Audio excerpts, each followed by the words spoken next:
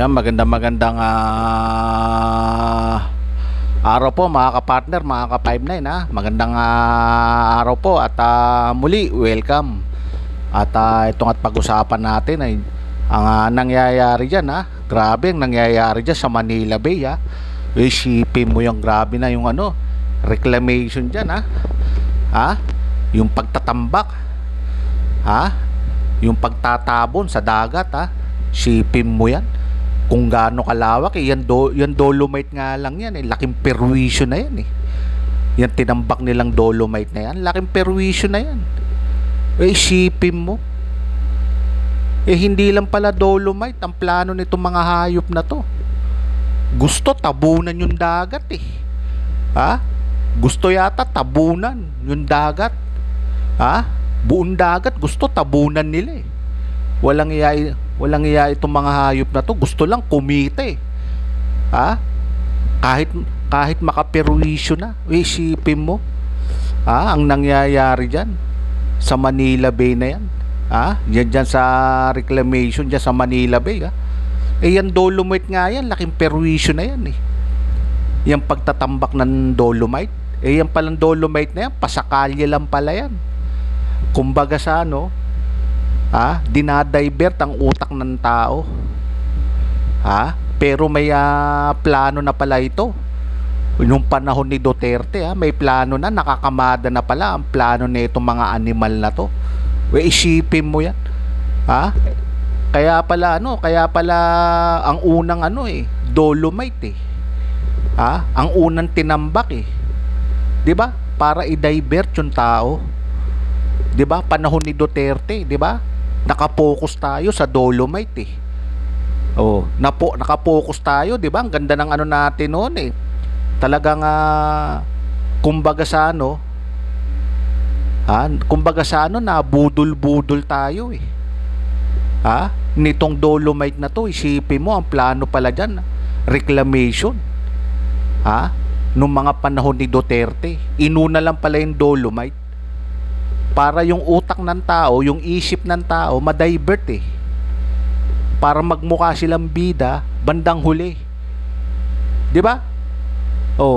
Sagad ang pagpuri natin kay Duterte noon 'di ba? Yung mga panatiko ni Duterte, 'di ba? Yung mga mga Dutertanings, panay puri kay Duterte. Pero ang plano pala para i-divert ang isipan ng tao, pasakalye lang pala yung dolomite na yan. Kumbaga sa kanta, intro lang pala yung dolomite na yan. Pero talagang may masamang binabalak itong mga hayop na to. Panahon ni Duterte yan. Isipin mo yan. Tatambakan mo yung dagat.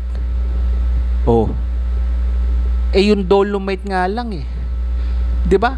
Katakot-takot na perwisyo yan yan dolomite na yan. Isipin mo yan, 'di ba?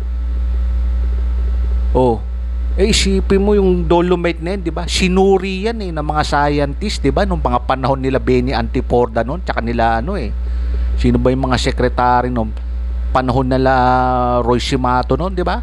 Tsaka sila Benny Antiporda. Isipin mo yan, 'di ba? Sinabihan na sila na hindi maganda na ilagay yan dolomite na yan sa dagat dahil lason yan 'di ba? Pero ano ginawa nila?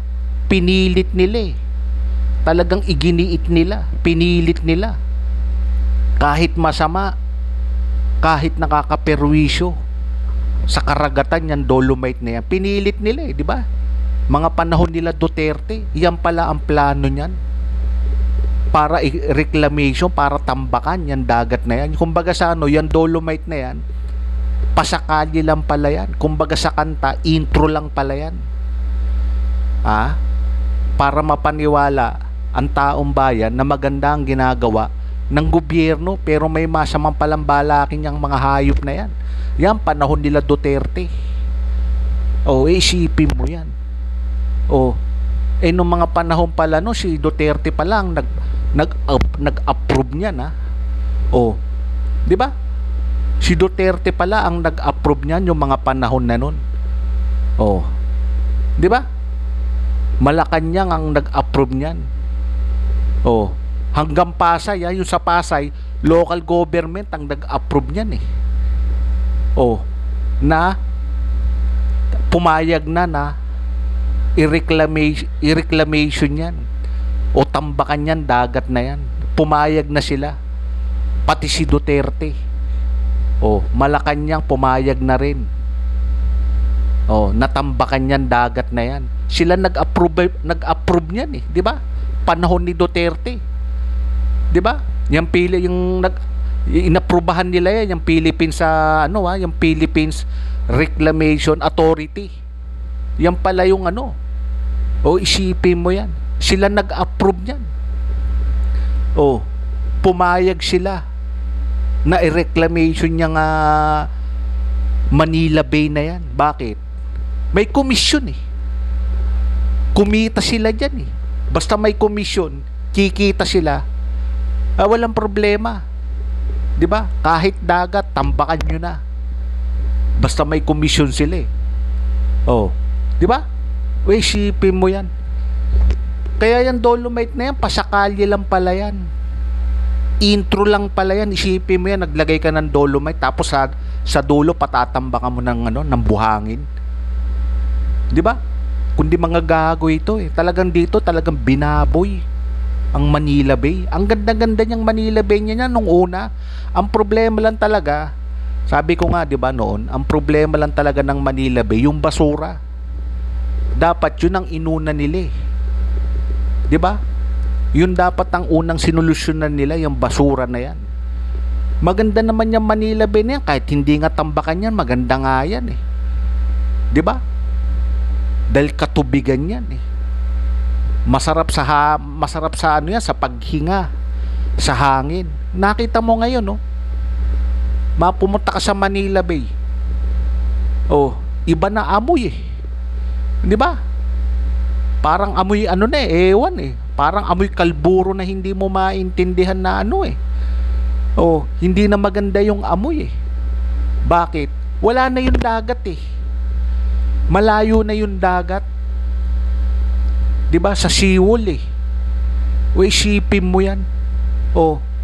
Ang sabi ni Duterte, ito talagang si Duterte talaga napakasinungaling nito. Ang sabi niya, tutol siya noon, 'di ba? Sinabi ni Duterte 'yan.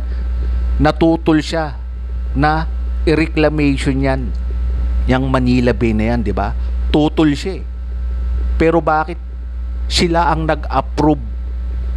Oh, pumayag sila, inaprubahan nila, naglabas sila ng memorandum. Yan yung secretary niya. Ano ba pangalan ng secretary niya? Si Mildaldea ba yun? Yung secretary niya, isipin mo yan. Sila nag-approve niyan eh. Sila nagsabwatan diyan eh. Diyan sa Manila Bay na yan eh. Isipin mo yan. Oh, inaprubahan ng Malacanang yan. Oh, yung memorandum na nilabas. 'Di ba? Oh, ng Philippines Reclamation Authority. Sila Duterte pala ang Malacanang ang pumirma niyan nung panahon na 'yon. Oh. Kaya yan, panahon ni Duterte yan eh. Yung reclamation na yan, panahon ni Duterte yan eh. Kaya nga ang gusto ni Duterte, si Sara ang Kaya nga ang gusto ni Duterte, si Sara ang manalo eh. Para lahat ng kahayupan ni Duterte, ipagpapatuloy ni Sara. Kaya nga si Duterte, busit na busit dyan eh. 'Di ba? Kaya si Duterte, busit na busit noon eh. Bakit hindi ka tumakbo na pagka-presidente? Kaya kita mo kung sino-sino na lang pinatatakbo niya. Si Bongo, si Bato. 'Di ba? Dahil gusto niya yung kaalyado niya eh.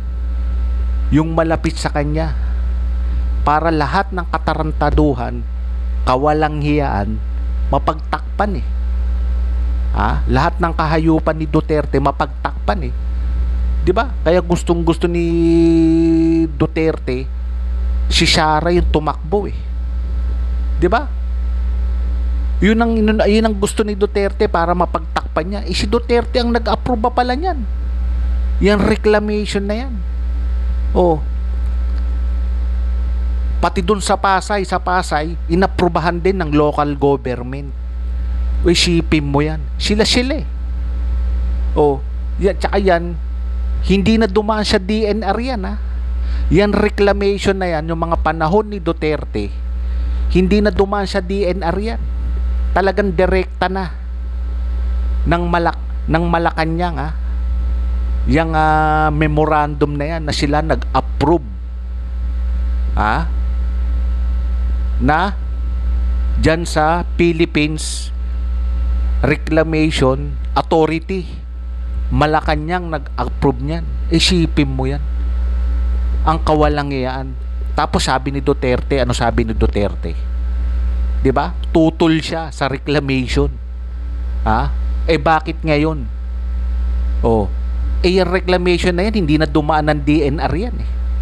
Talagang direkta na yan. Direkta na ng Malacanang noong mga panahon ni Duterte. Hindi na dumaan ng DNR. Ang DNR noon sino ba DNR noon? O, di ba si mga kasapakat mga kasabwat 'Di ba sila Benny Antiporda, 'di ba? Pati si si Mato, 'di ba? Yun ang DNR noon noong mga panahon na yun Isipin mo yan. Oh, yung pa ba dadaan pa ba sa DNR? Oh, automatic Bakit? Sabwatan Sabwatan sa pambababoy dyan sa Manila Bay. Oh, sabwatan sa pambabalatuba paglapastangan pagwasak dyan sa Manila Bay Kita mo ginawa nila sa Manila Bay. Si Duterte na gano'n yan. Nag-approve pala niyan noong mga panahon na yun. Oh. 'Di ba? Inaprubahan ni Duterte yung memorandum na yan, ha? Yung Philippines Reclamation Authority. Oh, wala silang reklamo diyan Hindi sila tutol sa pag-reclamation diyan sa Manila Bay noong mga panahon na yun. Isipin mo yan. Oh, hanggang Pasay yan. Lahat yan mula phase 1, ha? Mula phase 1, ha? Hanggang phase 5, hanggang doon sa yacht club, hanggang doon sa likod ng culture, dyan sa may likod ng cultural center. Oh, isipin mo yan. Lahat yan, tatambakan lahat yan. Oh, panahon ni Duterte yan. Oh, kaya totoo yung sinasabi ni Secretary di ba yun? Secretary Tony ba yun? Secretary Tony Loyzaga. Oh, totoo yung sinasabi niya na hindi sila nag-approve niyan yung reclamation na yan panahon ni Duterte yan. Oh, si Duterte nag-approve niyan, Malacanang yan, sila Mildaldea ba yun? Secretary Mildaldea ang nag-approve niyan yung memorandum na yan na wala silang tutol diyan sa pagre-reclamation na yan ng Manila Bay. O, isipin mo yan. Oh, di ba? O, sino kumita diyan? Oh, sila Duterte ang kumita diyan sa pambababoy, pambabalahura diyan sa Manila Bay. Isipin mo, pumunta ka ng Manila Bay. Ang pangit na, Ang pangit na ng Manila Bay. Isipin mo yan. Oh, makikita mo yung nilagay nilang bakod, yung fencing na bakod. O, isipin mo, wasak-wasak na.